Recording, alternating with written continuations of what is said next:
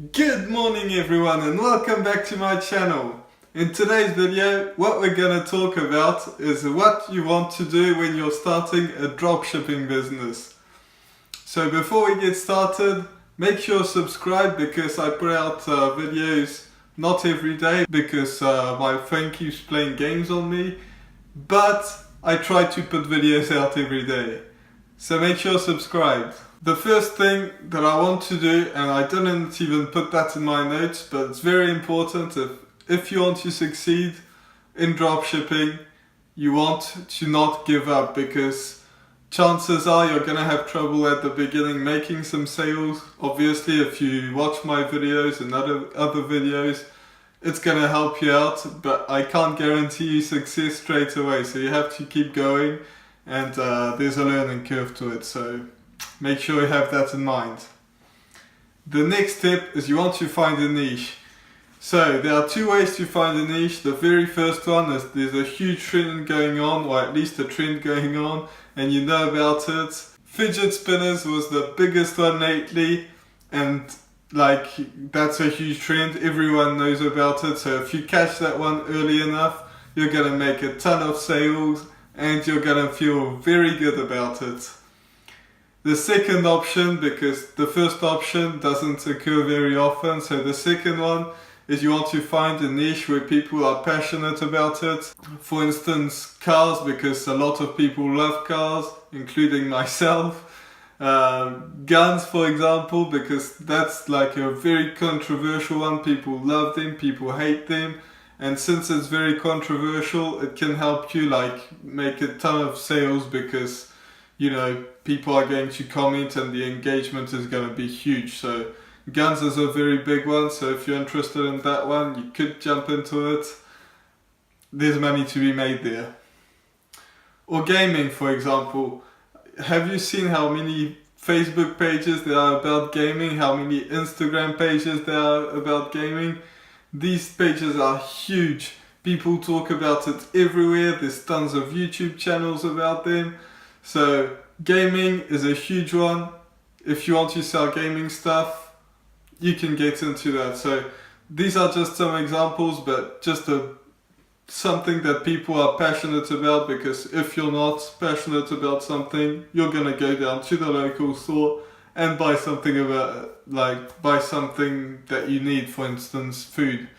So find a passionate audience or a big trend that's going on, and that's gonna help you make sales. There's another way to find if things are sort of trending, I'm not talking about huge trends because, they're working anyway, but you can still check that out, and it's called Google Trends, and that shows you what people are interested in. So if you type in a keyword that you're interested in going, aka gaming, for example, you jump into gaming and you type that in, and it's going to tell you if people like gaming or not, and the answer is yes. But that's a very good tool. It's free, and you just type in Google Trends in Google, and since it's Google, it's going to find it pretty easily. The next thing is you want to follow people on social media, mostly Instagram, but other social media platforms as well, because that's just, you're going to see what's selling or not. You're going to find ads on your niche about things that are selling or not and things like that.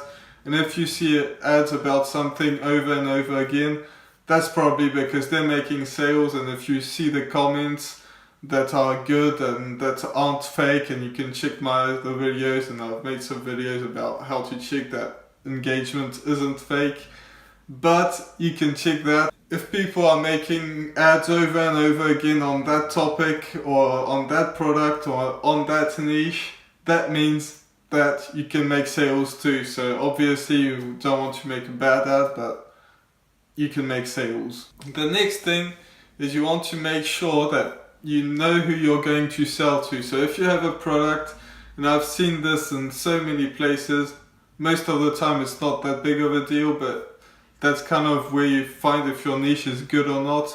For instance, I've seen people sell phone cases and they have no idea who they're going to sell it to.